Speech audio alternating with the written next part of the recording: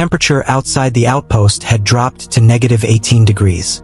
And Vex'ara, a warrior who had survived 3 border wars, who had never once flinched under enemy fire, was shaking like a leaf.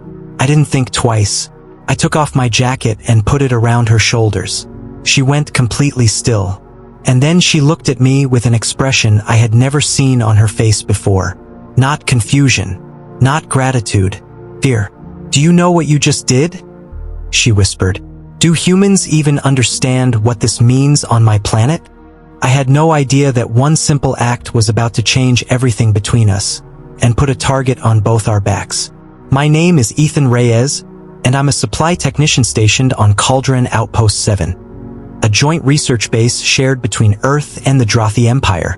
6 months into the assignment, and I still didn't fully understand their customs. Draathi culture ran on rules older than human civilization itself, rules nobody bothered explaining to us primitives.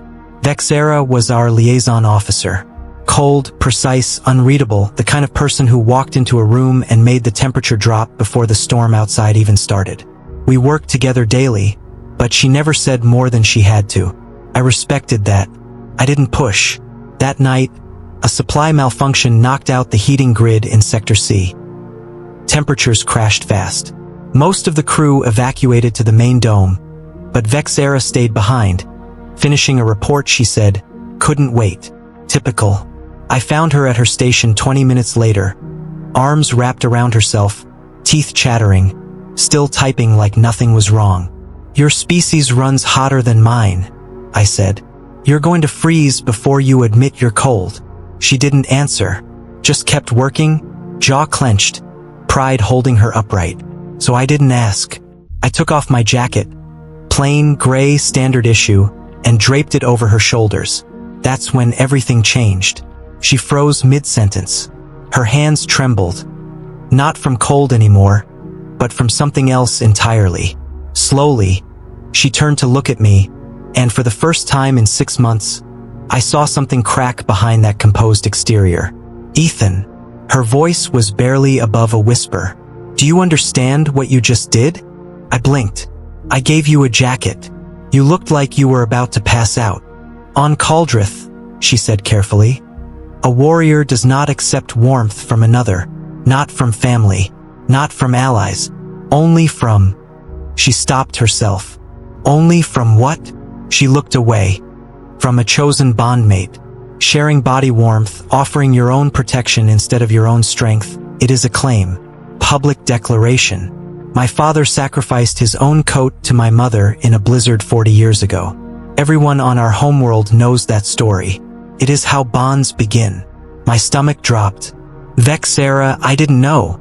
"I know you didn't know," she said quickly. Too quickly.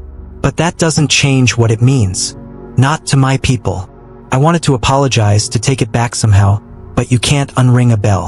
And worse, I realized I wasn't sorry. Not really. Something about the way she looked at me in that moment, vulnerable for the first time, made me understand that I hadn't made a mistake. I'd made a choice, even if I hadn't known it. Word got out faster than either of us expected. Word always does on a base this small.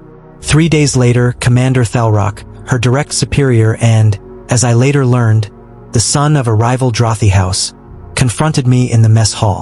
He didn't shout. Draathi never shout. He simply stood too close and spoke too quietly. "You gave the ambassador's daughter your coat," he said. "Do you understand the weight of that gesture, human? Or did you do it out of ignorance?" I thought about lying. I thought about saying it was an accident, a misunderstanding, nothing more. Instead, I said, "I did it because she was cold and I had something to keep her warm. If that means something more on your planet, then I guess it means something more." The room went silent. Even the human crew stopped eating. Thal'rok studied me for a long moment, and then, unexpectedly, he laughed. A short, sharp bark of surprise. "Interesting," he said. "The ambassador's daughter has rejected offers from 3 noble houses in the past cycle alone. And she accepts warmth from a supply technician who didn't even know the custom." He shook his head. "Perhaps our old ways are not as dead as we believed." Later that night, Vex'ara found me on the observation deck, staring out at the frozen landscape stretching endlessly beyond the dome. "You didn't have to defend it," she said, standing beside me. "You could have called it a mistake. No one would have blamed you. Would that have been true?" I asked. She was quiet for a long moment. Then, softer than I'd ever heard her speak, "No, it would not have been true." She didn't say anything else. She didn't need to. She simply stood there, my jacket still around her shoulders, and for the first time since I'd arrived on Kaldrenne Outpost 7, the cold didn't feel like the enemy anymore. It felt like the beginning of something neither of us had planned, but both of us, somehow, had already chosen.